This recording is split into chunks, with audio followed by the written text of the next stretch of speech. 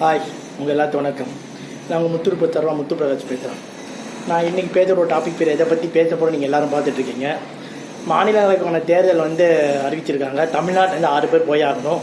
So இதில் பார்த்தோம்னா திமுக சார்பில் யார் யார் வேட்பாளர்னு சொல்லிட்டாங்க. நம்ம போன வீடியோவில் பார்த்துருப்போம்.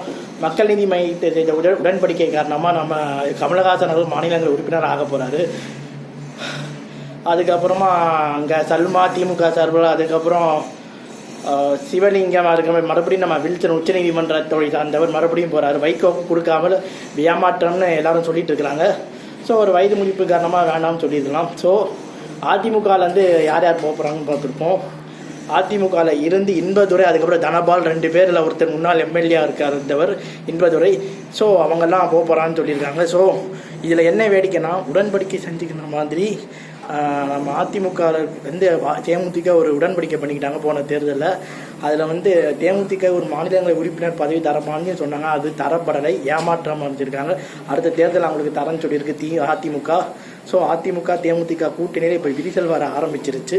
ஸோ என்ன விரிசல் போக போதில்லை. அவங்களும் யோசிப்பாங்க, 1% கூட வாக்கு இல்லாத தேமுதிக ஏன் கொடுக்கணும், என்ன லாபம்னு யோசிப்பாங்க. ஸோ அதனால் அதிமுக உறுப்பினரே அதுக்கு போகிறதுக்கு ரெடி ஆகிட்டாங்க. ஸோ இந்த கூட்டணி தொடராத கேள்வி எழுந்துக்கிட்டே இருக்குது. தேமுதிகவின் பலம் முன்ன மாதிரி கிடையாது. விஜயகாந்த் கருத்து தேமுதிகவில் பவர்ஃபுல்லான வழிநடத்துறதுக்கு தலைவர் இல்லைன்றது எல்லாத்துக்கும் தெரிஞ்ச உண்மை தான்.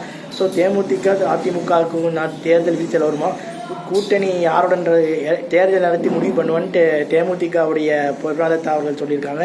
அதுவும் இல்லாமல் கூட்டத்தில் பொதுக்கூட்டத்தில் ஒரு தீர்மானம் கொண்டு வந்துருக்கு. ஒரு திமுக நன்றி சொல்லியிருக்காங்க. என்னன்னா, திமுகவுடைய பொதுக்குழு மீட்டிங் அப்புறம் தேமுதிகவுடைய மறைந்த விஜயகாந்த் அவர்களுக்கு அஞ்சலி செலுத்தினாங்க 5 நிமிஷம். அதுக்கு நன்றி சொல்லியிருக்காங்க நம்ம பிரேமலதா விஜயகாந்த். ஸோ இது கூட்டணிக்கான அச்சாரமாகவும் பார்க்கப்படுற மாதிரி இருக்குது.